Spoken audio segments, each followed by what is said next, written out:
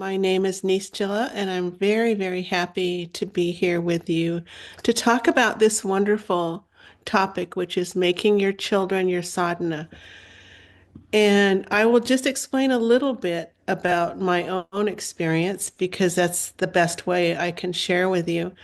Um, we have right now, he is a 33-year-old, so he was born here at Ananda Village.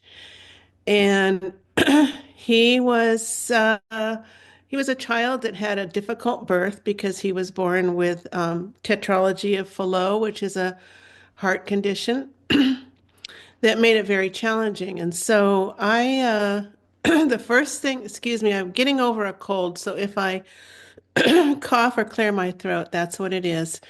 So what I realized, and we were living up at the Ananda meditation retreat, my husband Nakula and myself.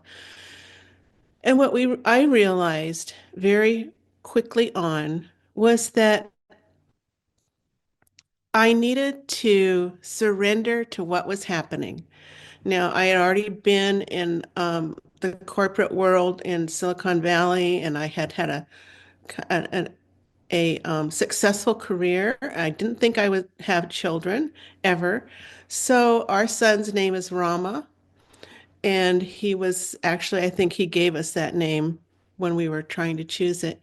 But I realized that I needed to not put myself first, but offer it up to the divine.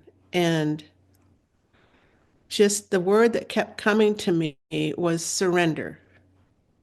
And I know all of you are, as parents, you probably have had that experience where you just feel like all you can do is just give yourself to that child in that moment and what's happening in that moment day by day. And this can be very challenging, and it certainly was for me. What I found that I would talk with other parents that had children, and we had a little family group that would get together and talk about the challenges we were having, because I think that all of us, because we were meditators, really, we wanted to keep our sadhana going. We wanted to keep, for me, early on, I was meditating like 5 hours a day. Then once I got married, it went down to three. And then once I had Rama, it went down to almost nothing because, of course, all your energy is going towards your newborn baby. But gradually, I began to meditate a little bit more, and I would switch off with my husband. So I would meditate for a while he watched Rama and vice versa. And that really helped me get through those times. But I think sometimes parents, and certainly those of us that lived in Ananda Village, experience this. You sometimes have a bit of guilt because you feel like, oh, I can't meditate as much as I'd like to, or I'm not perfect, or I have this problem or that problem. And so it's really important not to be too harsh on yourself because if you do, you're blocking the way for Divine Mother to come in and help you. So, that's one of the first things that I would say is not to have guilt and to understand that every spiritual parent who has a child will go through this stage of, am I doing it right? Why can't I meditate at all hours of the night? We have to realize that your child is your sadhana. And what I mean by that is that during the early stages of life, probably for me, it was until he was actually in, I think it was maybe first grade, that I actually had what I considered going back to a real sadhana. But until then, it was very almost non-existent. So our sadhana, the sadhana becomes a way that you can pull together as a family. For instance, it's much more spiritual to spend time together, sharing love, like creating a nice meal together and sitting down and just being with each other in the vibration of peace. Something like that is just as good as meditation, okay? Because it's your intention. Remember, if you have the intention that you want your life to be spiritual and you want your child to grow up spiritual, if you have that intention, then it will happen because it's your intention that matters, even though you may not be able to make your meditation. I will give you an example. When our son was a baby, and we had a little meditation room right near our bedroom, between his bedroom and ours. And I would sit down, I would put him down for sleep, and I would sit down and I would start to do my kriyas, because you're all kriya bonds. I started to do my kriyas, and I'd get about to the eighth kriya, and I'd hear this, crying, and he wanted me. And so, it's like, okay. And I would sometimes, if I tried to keep going with the kriya, he'd keep going louder. So, I mean, they have a way of communicating, and that's by crying and by speaking out and by acting out and different things that they're trying to communicate to you, as parents. So, um, I just had to realize that that's part of my sadhana. And then as he got older, everyone's child is different. Some parents have children that have no discipline problems. It's very easy. But others of us have children that are very challenging. And my son, when he was younger, was challenging. And so, and I want to hear, of course, your questions about what you're going through so I can maybe help each one of you to the best of my ability to kind of get through some of the blocks that you may have. But he didn't get along well with other children in his play group. And so I was trying to understand this, and I'm not recommending this for everyone, but because my child at 1 year old, he had open heart surgery. So that was a very traumatic thing for him to experience as a young soul. And it was traumatic for the parents as well, and all our community. We all prayed for him and everything. But that experience made it, for me anyway, that I would have to just be more mindful of my time with him. And I began to realize when he got into his play group, when he was 3 and 4, he would act out. And so I was trying to figure this out. Why is he hitting at the other people? Why is he doing that? And so sometimes, Divine Mother speaks to us through others. So, Divine Mother doesn't always just come to you and whisper in your ear. She may speak to you through a friend, through your spouse, through someone else. And so I had someone start to tell me about um, sand play therapy, which is a way for children and also adults to kind of look at what's happening with them. And I did use this for him. And I found out through this experience where the parents go away and the therapist works with the child and they create this sand play using different symbols from her office, things like dragons and elves and whatever. She had hundreds of them. And he created this sand play while my husband and I left the room for about a half an hour. And we came back and I looked down and was like, oh my God, he just had all these big monsters in a circle.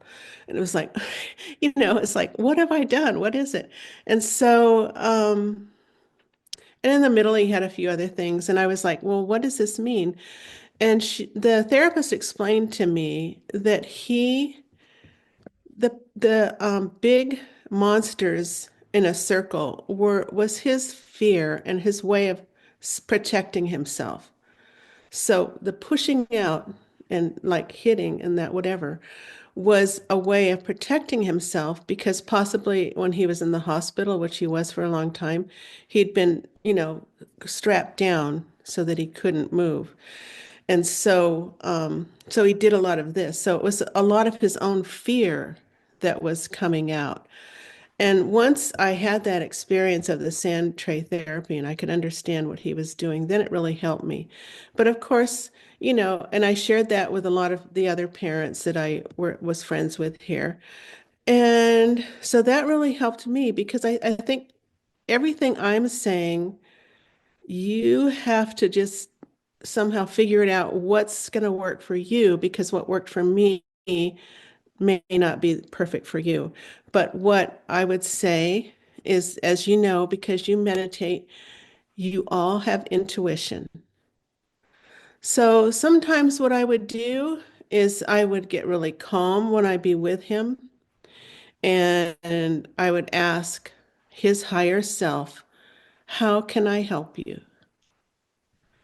And you have to get in a pretty quiet, reflective state to do that. You can also do it when your child's asleep. And you can ask Divine Mother, how can I help my son, daughter, or whatever? And you feel like you're talking to their higher self. And oftentimes you'll get clues and answers. So that was one of the things that I did with Rama. And then I began to see after a while that he went through a period after he was 7.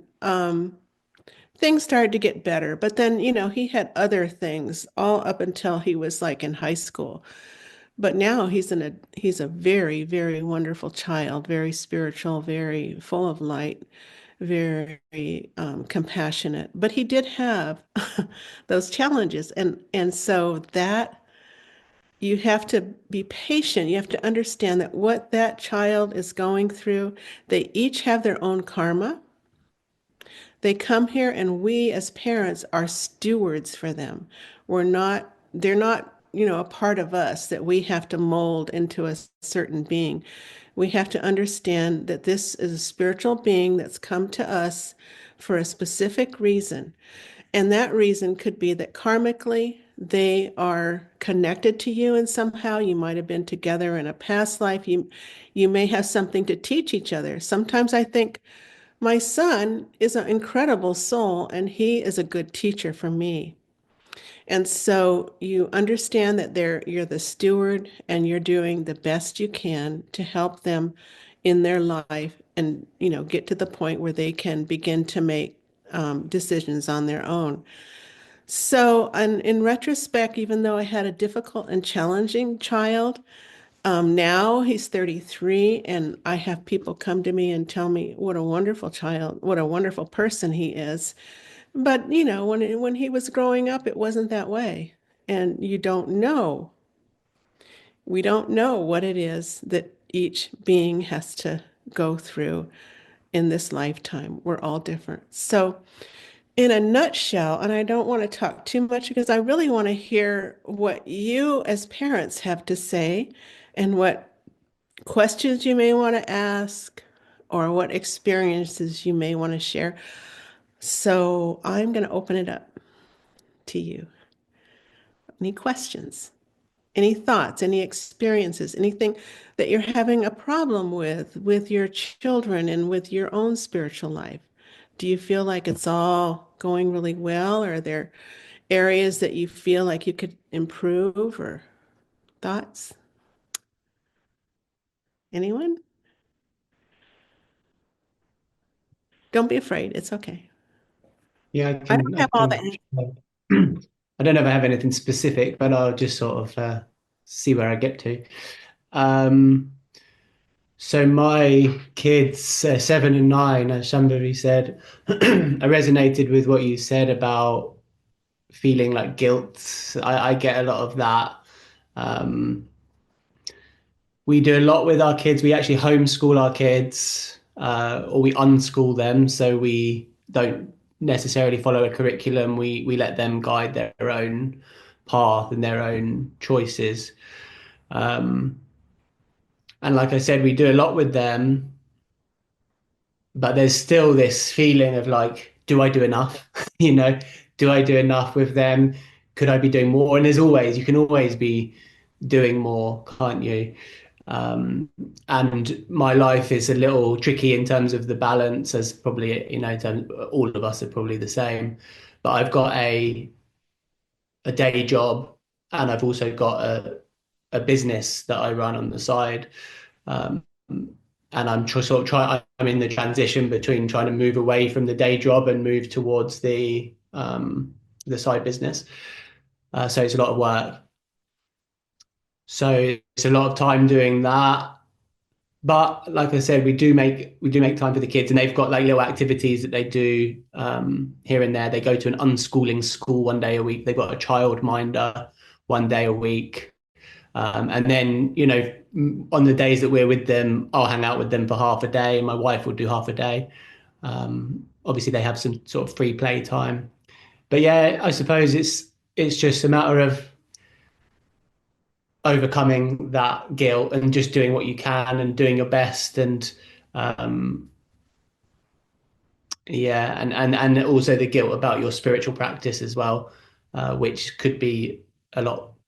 You could dedicate a lot more time to it. But yeah, I think it's just figuring it out, isn't it, over time.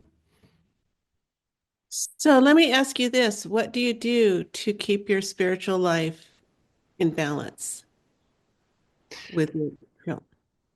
So as in, okay, so spiritually, I mean, I meditate every day and do my For how prayers. long? For how For how long? long? Yeah, so in the morning, usually, I wake up quite a bit before everyone else. So most mornings I meditate for like 45 minutes, probably. I do energize, but not every day. That's a little bit less consistent.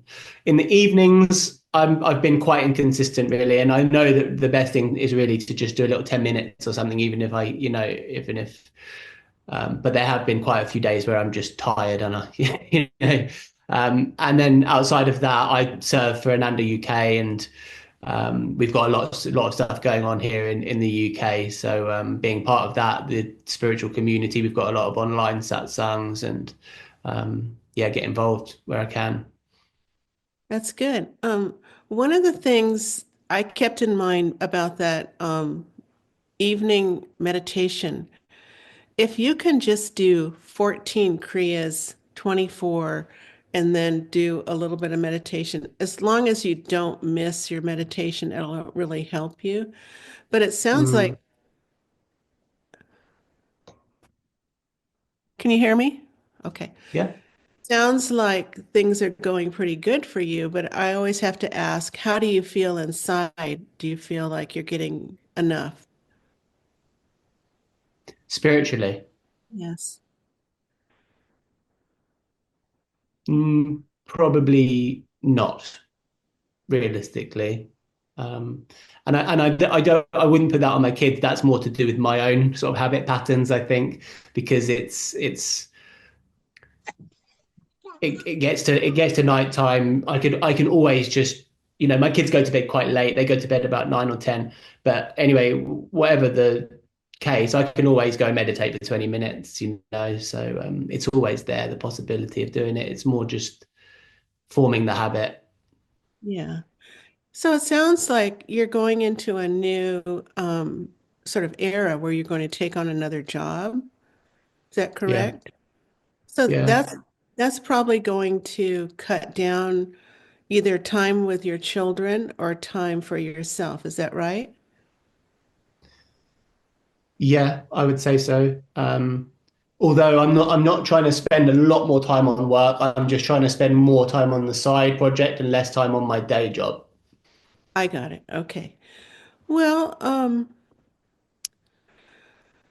the one thing, well, you have to figure it out for yourself. I can just my observation is that it sounds like as long as your sadhana is strong like that morning and evening, that's one of the best things you can do because your child will feel that. However peaceful Mm, you are, your child is just a mirror to you. So when your child starts acting out, the child is picking up on your inner emotions in your astral spine, they're picking up on what you have inside. So as long as you feel, if you can stay in that space of really being open to what they're experiencing, then, you can just maybe go inside. Maybe it means you need to be more calm or whatever. But that's the only thing I would offer up is that to just, be mindful of the two of you, how you project on each other. Mm. And then, and like I said, sometimes you may have a child that is more um, energetic or aggressive or whatever, introverted, extroverted than the other. And when that happens, that's just that's their personality or their karma. And all you can do is just do your best to not react. As you know, Yogananda says, all situations are neutral. It's how we react to them that makes them good or bad. So sounds really wonderful. And thank you for working with Ananda UK. That's a wonderful way to serve. So, Thank you. Yeah. Thank you. yeah. Okay. Anything else you want to say? Anyone else have a question or want to share an experience parenting your sadhana? Well, then maybe I could ask something, um, because I know for many of us, probably like Surya was saying, there's quite a lot of activity going on. Even for someone like Gayatri who's at home with Aurelia, but then there's a lot going on always. Um, and I've found at least that it's easy for me to just get caught up in that busyness of it.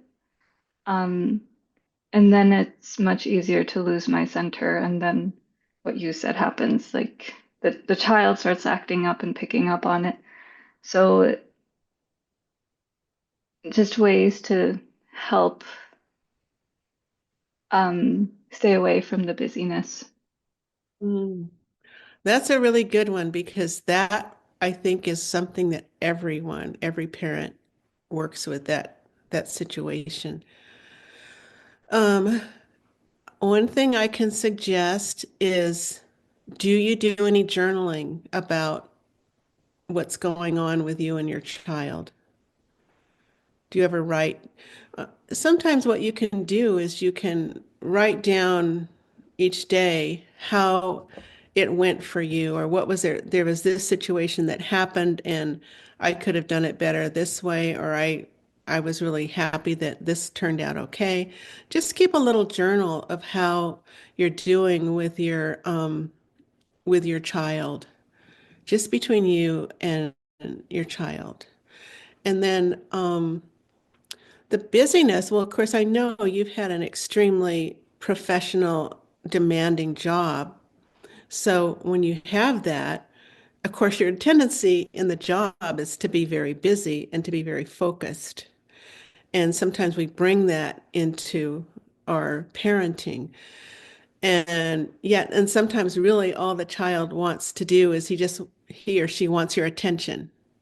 They just want you to be with them, just to be with them and not them have to do anything except that maybe you watch them or maybe you guide them a little, especially with your son because he's almost 2.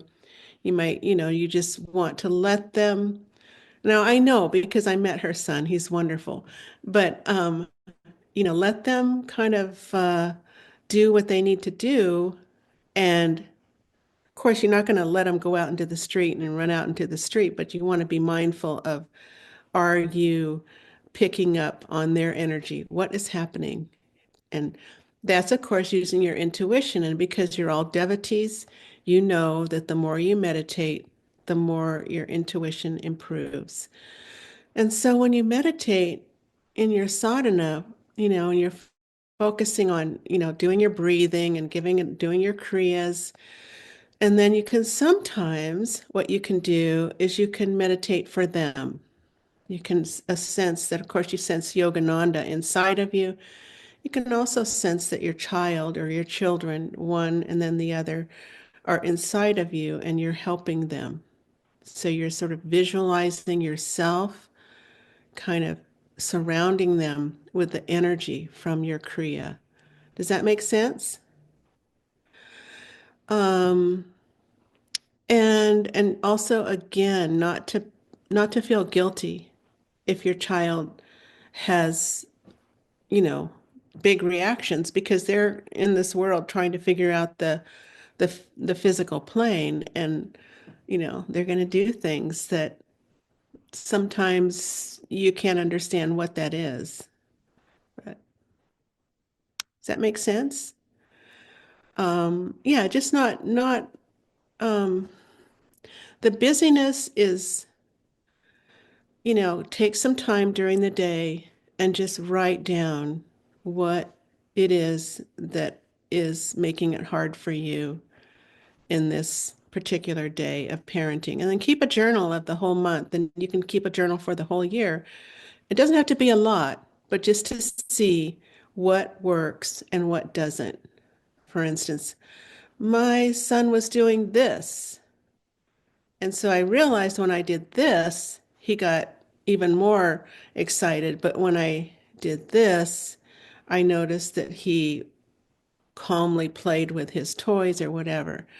So just keep a little journal written down so that you don't have to have it in your mind. And then this is a big one. I'm sure you all know about this, but if you don't, it's an exercise that I do a lot when I have a very, very busy, stressful day right before I go to sleep, because my husband and I meditate in the morning and the evening right before bedtime.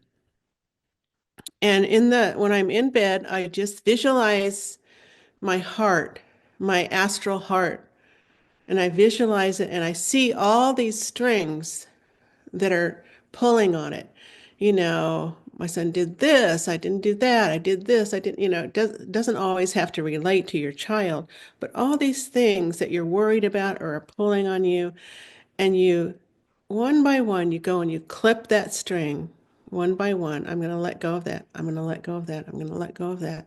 I'm going to let go of that until you've let go of all those worries, and you just give it to Divine Mother, and then you see your heart polished to a beautiful white gold. So it's free of those tensions that may have been created during the day so that you can sleep, but also just for your own peace of mind. Is there anything else, Sambhavi, that you want to? Yeah. Hi, nice Swami Nischala. I'm in Switzerland. I'm not going to be able to stay to listen to the answer because it's our family dinner time. That's But okay. since it's being recorded, I look forward to hearing what you will say about this. So we are in the phase of teenage years, and Ah, there are some very true realities about the life of a soul and a human being when they reach this age and phase. So I'm wondering if you could talk a little bit about impersonal parenting and how that can help us in our relationship to our child when we reach this point where relationships can become a little bit more perhaps ah. conflictual and tumultuous. Well, let me clarify. What do you mean by in person? Impersonal, Impersonal. Okay, I thought you yeah, said in person. not That's a receiving, good one. not Okay, I have a lot of good ones for teenage years because I worked a lot in the school with high school boys and college students. I also worked with younger children as well. Well, So I'm just going to say I'm just going to say goodbye, and I really look forward to okay, hearing on the recording. okay. Thank I you will, I so will, much. I will answer your question. Yes, perfect. Okay. Thank you so much. Bye, Okay. everybody. Blessings to you. Bye, Guru. Okay.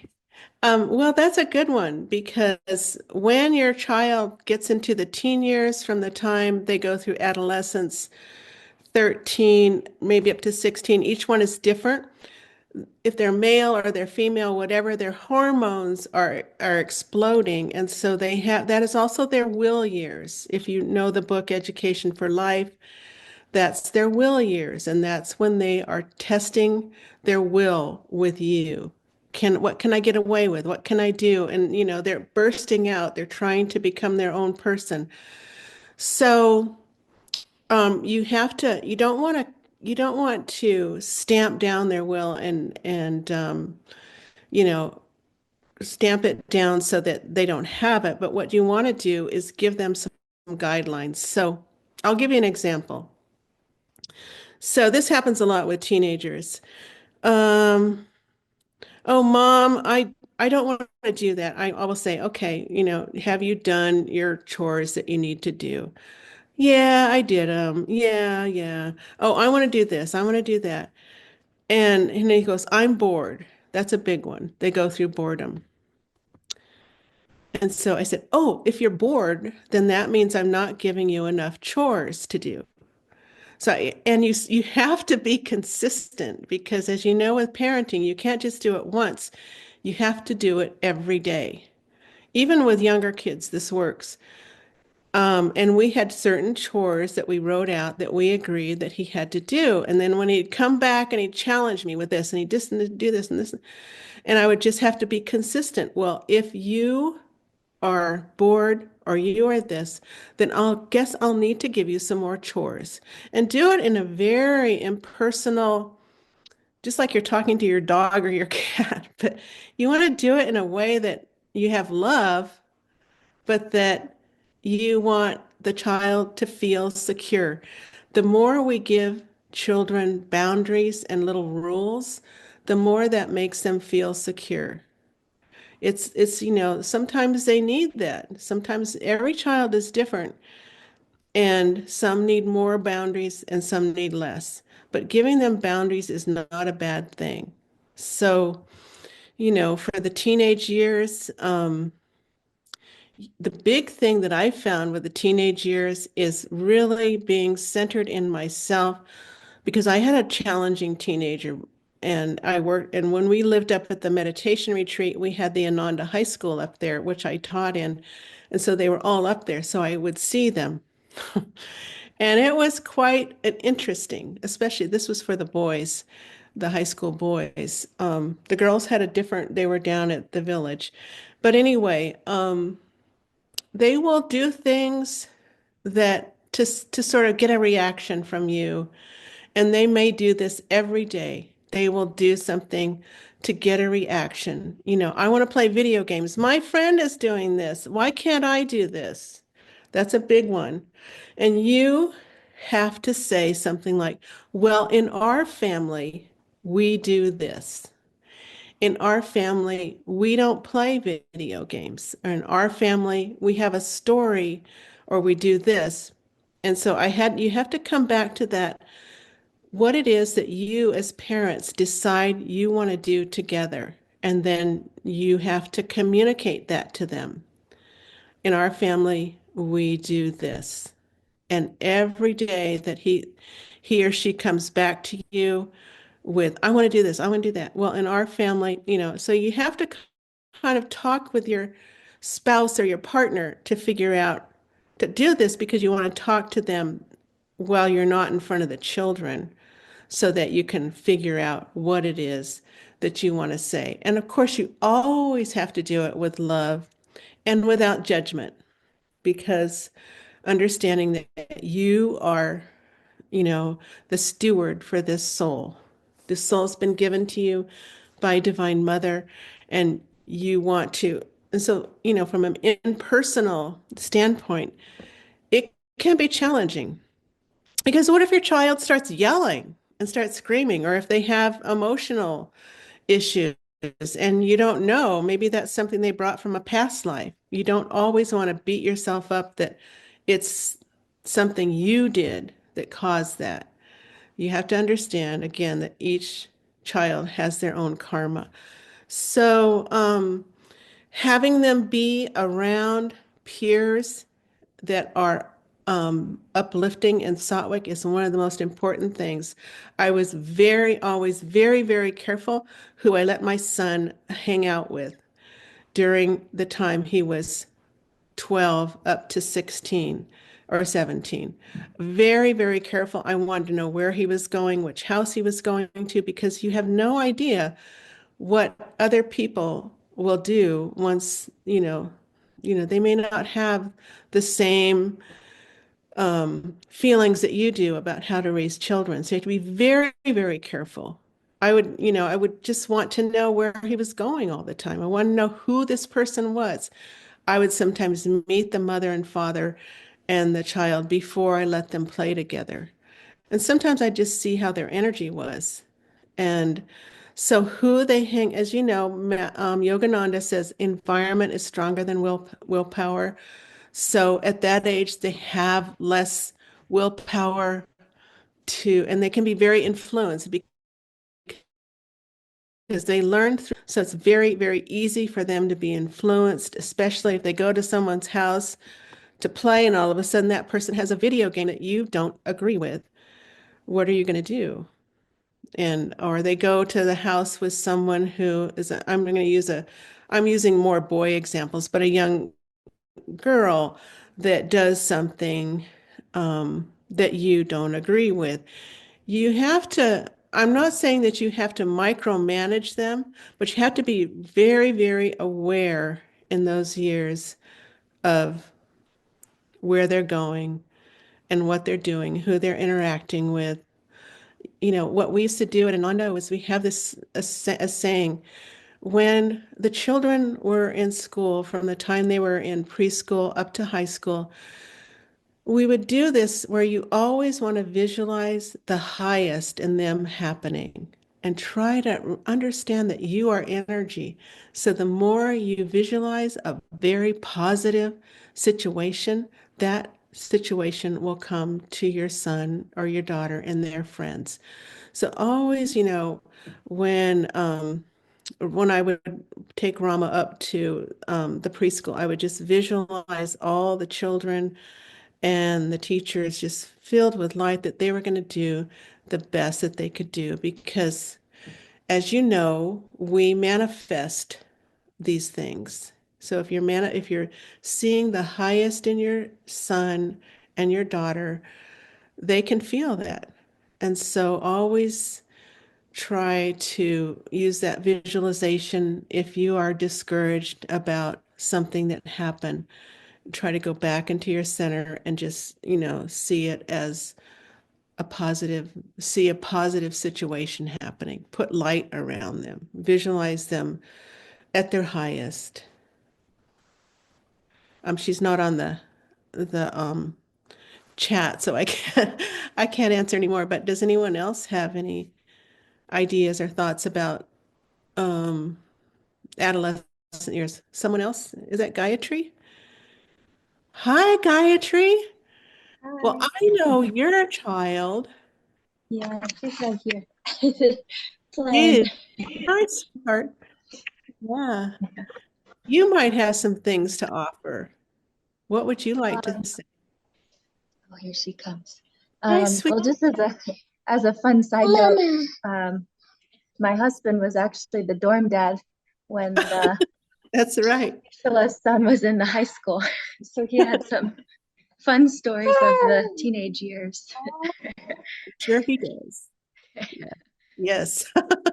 Well, actually, it would be fun to have Peter, her husband, on here sometime because he was the dorm dad for my son and all the things. I'll tell you a really funny story. It's fun. This is kind of stuff that happened, but this was at a meditation retreat and we all ate together.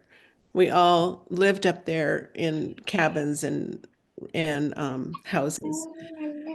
And one morning I came into the breakfast bar and the cooks always put things out. Well, we the high school guys had taken hot sauce like cayenne peppers and put it in the peanut butter and set it out just because I thought that was funny. They wanted to see what one of the monks that was living up there who was young. Actually, his name is Naba. You might know him, but he's now no longer a monk. But they they wanted to see his reaction. He was very quiet. And then they were all ho ho ho, isn't that funny? And um it was actually, in a way, it was kind of funny, but Naba came to me and he said, I think some of the guys might have put something in the peanut butter. And so we had to, as the teachers up there, we had to talk to those guys on their own and ask them how they would feel if that was done to them. So we had to go through this whole, but at the same time with a lot of love and also like, what do you think I should do so that you don't do this again? Should I, what kind of consequences? And so we worked on that, which was interesting. But yes, um, Gayatri's husband was the dorm dad. He did a really good job, though. He was wonderful. He had a lot of love, and my son just adored him. And because he was very loving and non-judgmental and very sweet with them. At the same time, he was a guy and he would, play frisbee or do things hiking or do guy things with them. Anyone else? I haven't heard from the two of you, the mom and dad. Can you unmute yourself? I can't hear you. Oh, Hi there. hi. Hi. Well, thank you. We just want to thank you, and we don't really have questions. We are lucky because our son is very easy. He's a very easygoing child, and And a good companion. a good companion. An So old friend. that's And how old is he? he's 8 now. Chodź, Mićko. Come say hello. Can I say hi? Can I say hi? Come on. Hi. Oh, Yes. hello. Nice to meet you. I'm sure. Do you like being with your parents? Are they fun? Because okay. I'm just wondering, what's it like to be with your mom and dad? You like it? Go ahead. Just say. Yeah, nice. Nice. What's their favorite thing to do with your mom and dad? Well, Stories. he likes going to our center. He likes going to Ananda, Serbia. Oh, wow. Okay. Well, I'm inviting you out to come to our center sometime out at Ananda Village. And you can come meet me and come. Some Bobby's been there before with her son. I have a son who's 33 now, and I really like young people. So you certainly can come. You all are welcome to come here if you ever do come to the village, and we will host you. But Well, we do plan to, this is our dream to come in 2026 for the yes, celebration. Yeah. yes, yes. Well, we're hoping we have a big barn that my son and my husband built that is on our land that we hope to have some of the pilgrims from Chennai and others stay there. But you'll be either at the village or right across the street where we are. So it's a great time to meet people, especially families, get together and have that time. Is anyone from the UK coming? Are you in the UK? Which group are you in? We are in Serbia. And if you haven't heard of Serbia, it's okay. It's very small. Oh, I know. I absolutely know what Serbia is. Absolutely. Okay. So you're not too far from Finland. Not too far from? That's wonderful. Not too Finland. Well, Europe How, is pretty small, Well, so yeah. it's but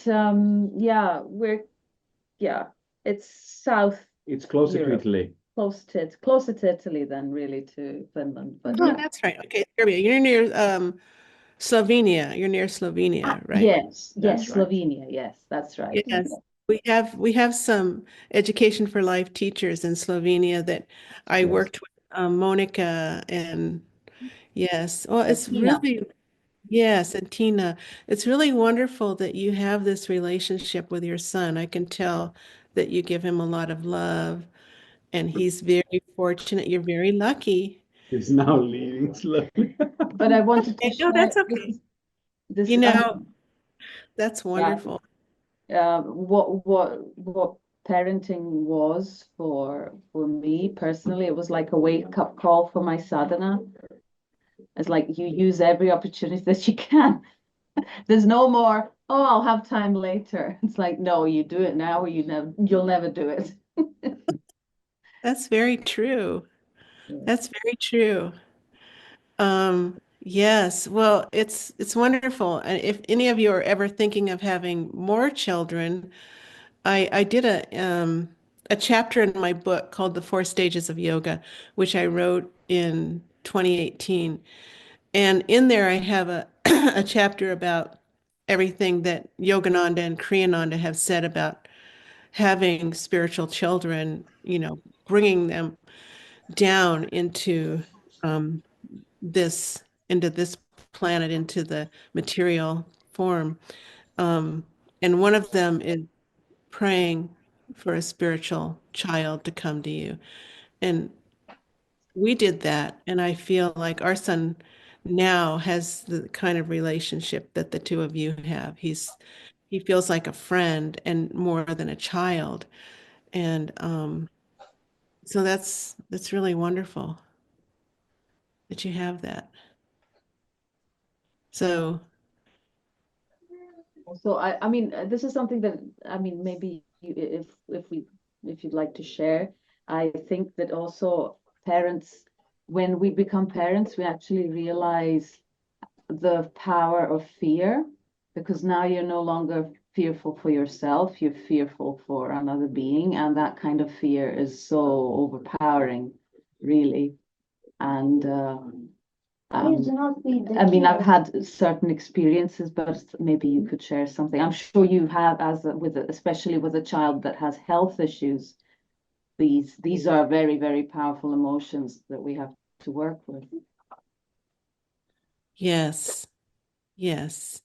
And for me personally, I know I was so concerned about my son that I just gave him all my attention.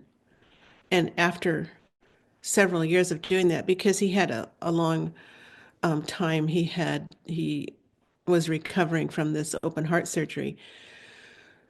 And so I realized that when I worked with a man who was a Kriya Bond, but he was also a healer, he said to me, I said, I've been having these problems with my back, and I had really bad back pain. And he worked on me, and he said, and he just was intuiting, and he said, do you have a lot of grief? What do you have a lot of grief from?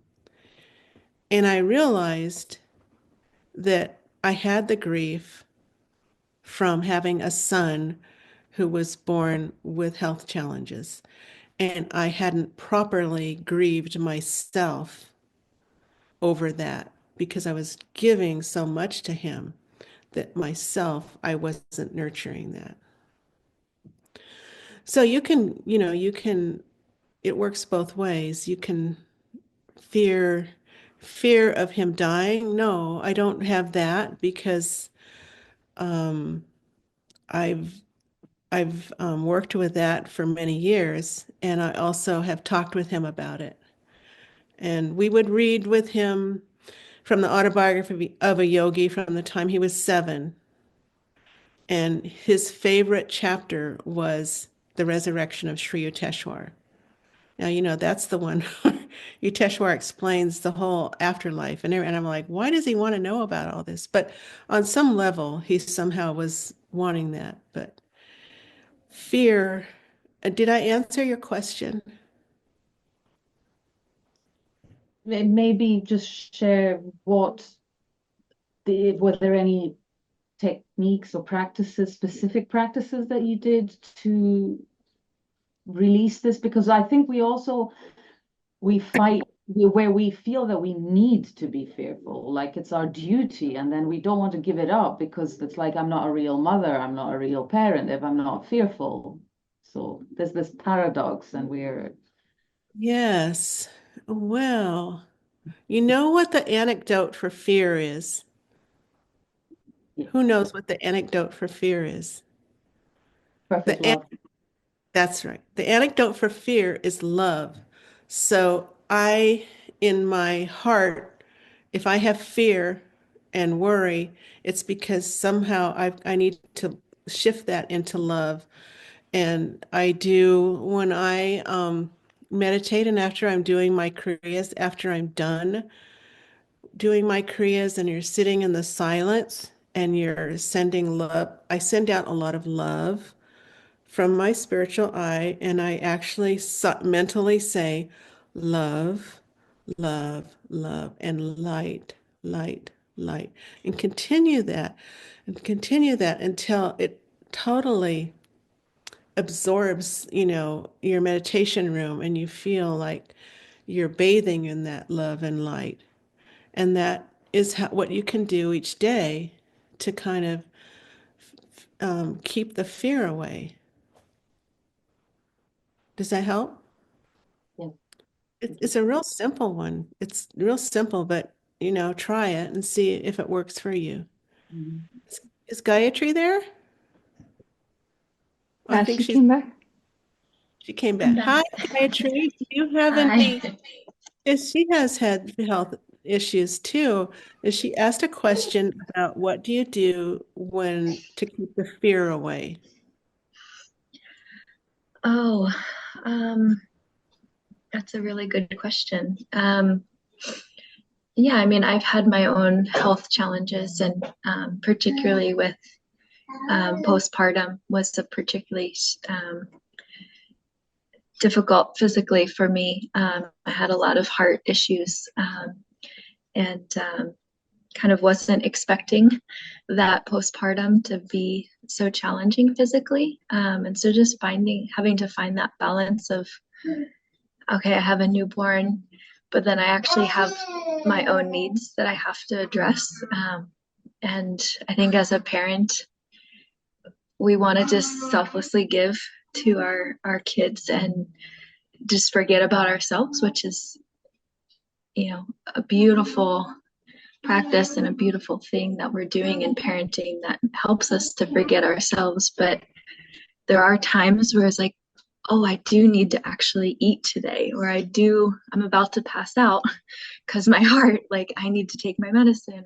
I need to, or dress, because how can I care for my newborn if I'm passed out on the floor, or I'm whatever the need is.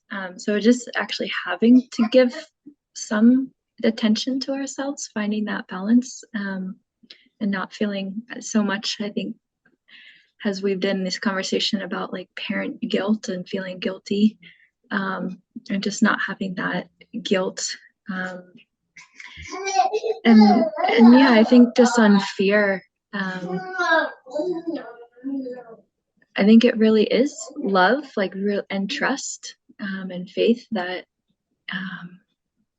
we are protected, that we have Divine Mother with us, and really consciously drawing. For me, I really tuned into Master's Mother in this period of newborn, of just really like, to me, she's like such a dear representation of Divine Mother, and I really drew on her. And I'd even sing Dark Eyes a lot in the night with Aurelia, and just really feeling Divine Mother really, really close. Not just feeling my daughter, but feeling me and feeling my husband and our home with that sense of love and that protection. And it just somehow, like, the fear just kind of goes away, and it's replaced with that sense of I'm protected and my family's protected. And yes, there's going to be things that come up, and we might not always understand why we have health challenges, but trusting that we'll respond, and we respond the best way we can, and actively we respond. We're not passive in our challenges, but ultimately trusting and loving, and partnership is really important. That we're not alone in our challenges, and yeah, I don't hope that helps. Beautiful. And thank you for that visualization of Master's mother and the way you expressed it. That was really, really nice. Very nice. Yeah. Here she is. Just have a little snack. Ah, But I know our time is really wrapping up, but it was something, Nischala, I was hoping to maybe talk with you, or maybe it's another conversation, another satsang. But really the balance of, we have these souls and our children, and they're coming in not new in their own karma, but then they're also children or babies, and the duality of nurturing both the soul and the human condition of baby phase and toddler and teenage, and just how do you navigate and nurture both of those realities? that's a good one. Do you want to ask how much time do we have, Sambhavi? Technically, we're done, but we can continue. Okay. That is a really good question. I think that is one everyone faces, every parent. How do you nurture your child and still be able to give them what they need at the period that they're in? Because she's a newborn almost. Well, how old is she now? 18 months. She's 18 months. So, there's always the Education for Life book, which you can read a little bit in. But what I like to do is actually do the journaling idea, where you may write down each day something that those two things. What have you done to nurture her on a spiritual level?